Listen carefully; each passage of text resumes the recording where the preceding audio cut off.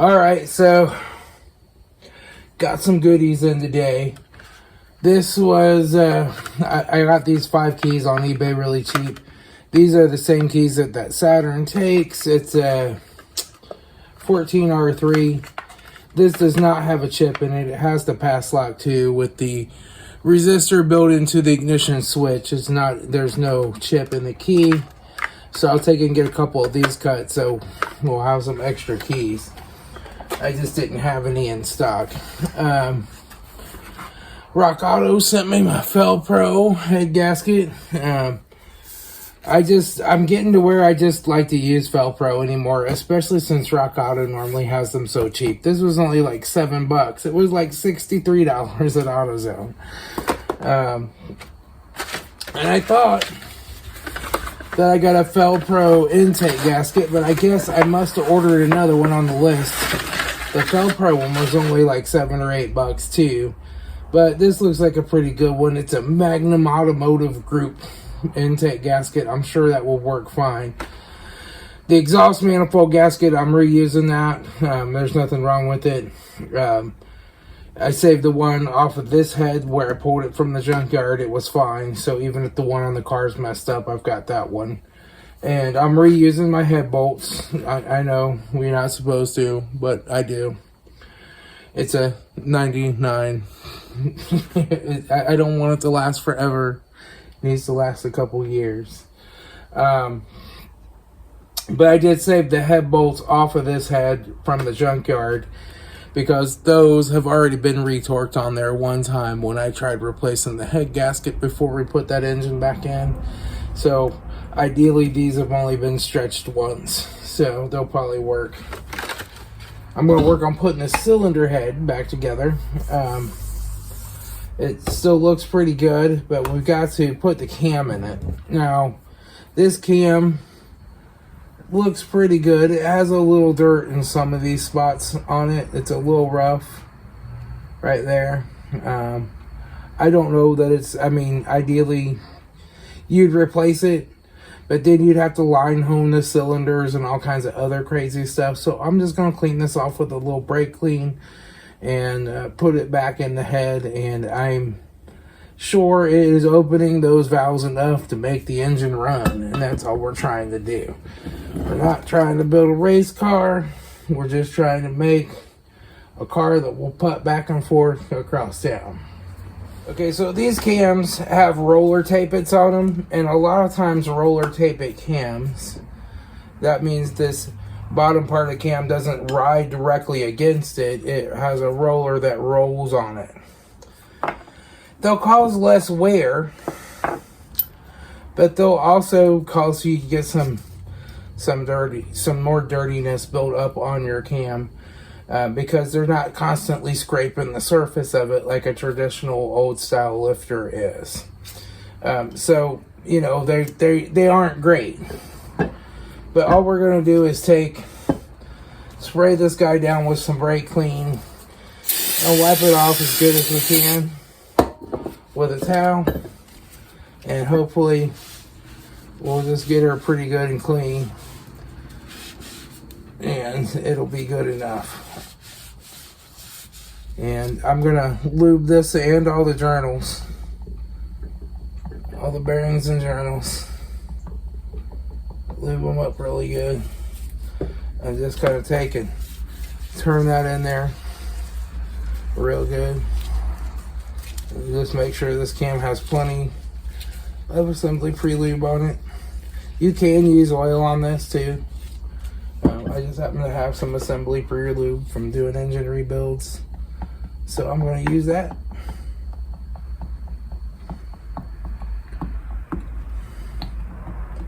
Make sure we get plenty of it on there.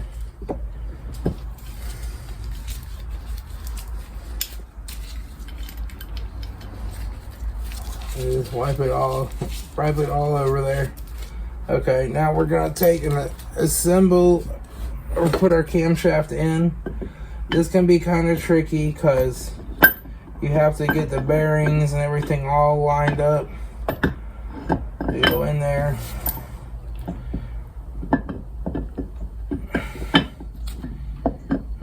And sometimes you have to get you a little pry bar, just kind of help lift it because it's heavy on that end.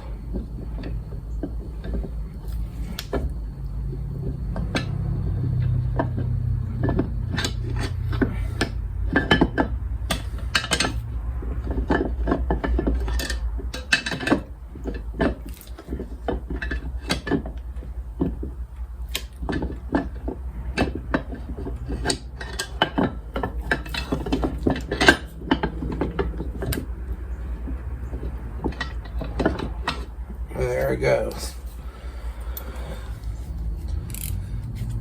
So normally your crankshaft sprocket rides on that side and it keeps the cam pulled up. But if you look, there is a tapered spot where that bolt sits in there flush. And that's supposed to go down. So this ring where it was riding must have been from the sprocket. So we'll put a little more pre-lube on there. Put that together.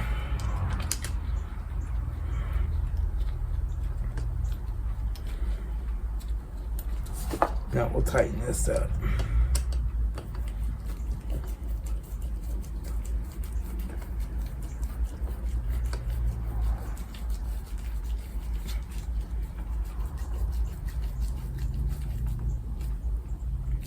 Now we'll put this one in.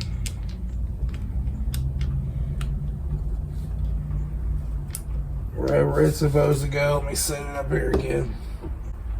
And look.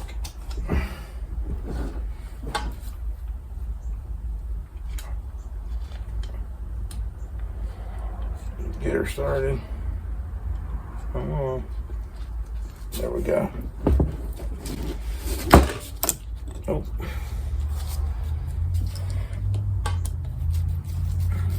I did not take the camshaft sprocket from the junkyard. I left that one laying because it had a tooth chipped off on it. So I'm going to take the camshaft sprocket off of mine and put it on this one.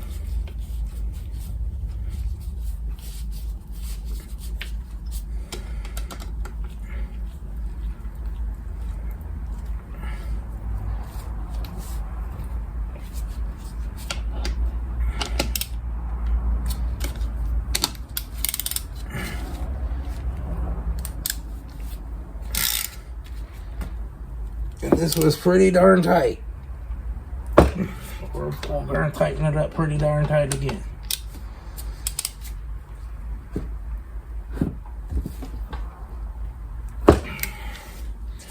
Okay. Now we have to put our lifters in. And so I laid these lifters out in order. And they went from the back to the front here. So we're just going to put these lifters back down in here. I'm going to put a little assembly pre-lube on the lifters, although they'll pump up with oil once the car starts. I'll just put a little bit of pre-lube on them, like so. Make sure I pre-lube the roller a little. Then we're just going to drop them in there. And they have an angle. They have two flat spots. Those two flat spots go in line with the head this way, to allow that to turn. And then there's a plate that goes over the top of it that will hold it straight.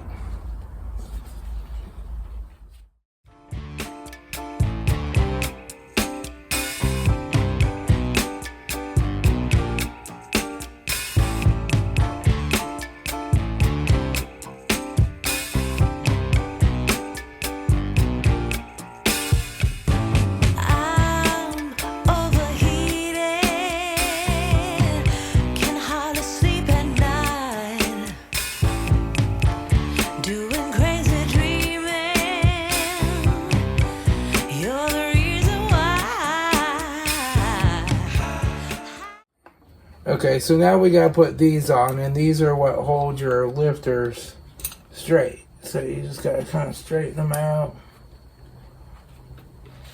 get them on there, and that keeps them from turning, so it keeps the rollers moving the right direction.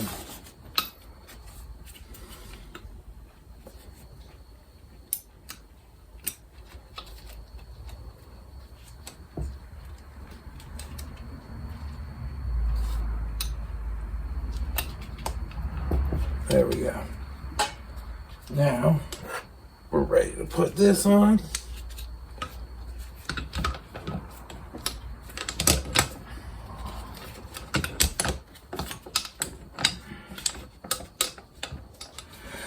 So you gotta get all those lined up correctly to their center, the center of the lifter.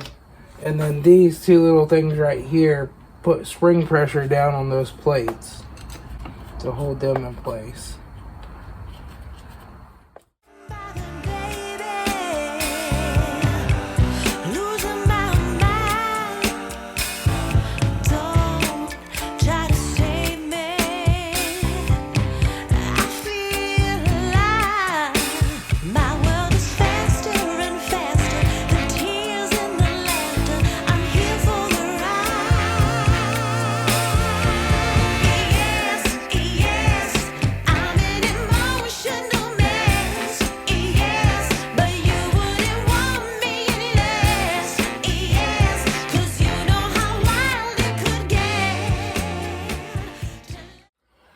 I'm gonna go ahead and just scrape off this silicone that somebody put on here instead of a valve cover gasket. Try not to get them down in there if we can help it.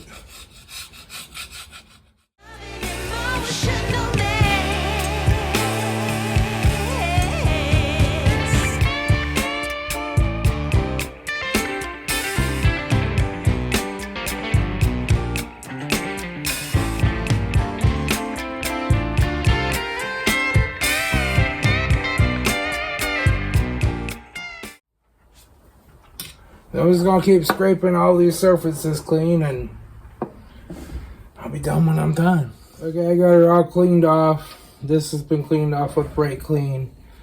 These exhaust valves have been cleaned off pretty well. They're good enough to seal for an exhaust gasket. And the intake gasket has been cleaned off. There's a little bit that ran in here from spraying this down with some brake clean. But they're clean underneath. Wipe them off again. But yeah. So this head is ready to go back on the car. I'm just gonna let her set upside down for now so that this valve that's open a little bit won't get any wood scrapings from our workbench on it, because it sits up above the surface of the head there. Okay, so in case you guys are wondering what's in the cooling system, there's some that dripped out of that top radiator hose. That's some pretty nasty stuff. This is going to be a fun flushing them out job. Anyway, I'll bring it up here. We have to get to the harmonic balancer on this guy, and there's some plastic panels. I think some of the clips are missing, but some of them need to come out. I think there's a clip right down here. You can't really see it because the brakes are in the way, but we'll pull that and we'll see it. And that's the only thing holding it. I'm going to leave my impact wrench on the 3 setting. See if that breaks at least. That took her out. Okay, now I believe that just comes right off. Yep. Okay. So now we just have to get these 10 milli bolts loose. To do this, we can lower the engine down a little. And now bring all these 10 millis into view here.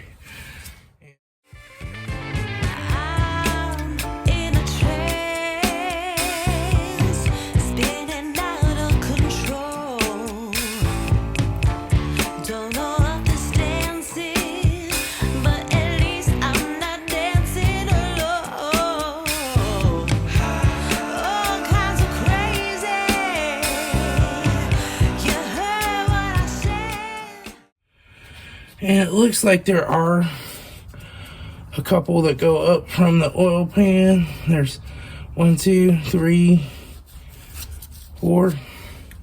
I'll have to get a wrench to get those.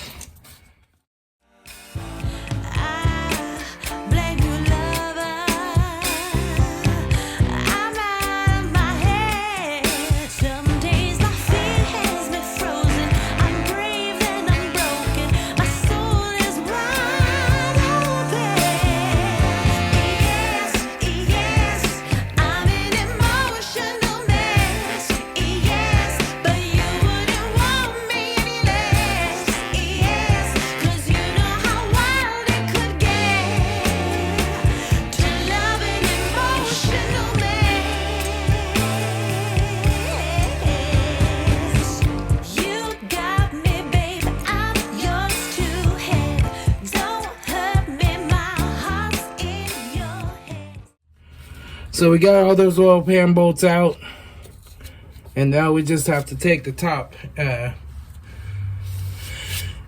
timing cover bolts out, and we'll see if this timing cover will come off.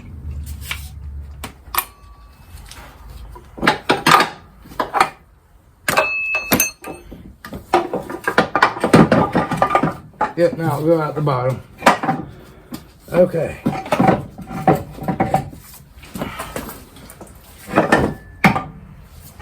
Yay! That is off. That's gonna be fun to get back on there. But I'll cross that bridge when I come to it. So here's our timing chain. Here's what she looks like down in here. Let me get the light. But yeah. So we got all that off. Now we're ready to pull the timing chain and get the head off. We've got to pull the exhaust manifold and the intake off first, but then we'll be ready to yank that head up out of there.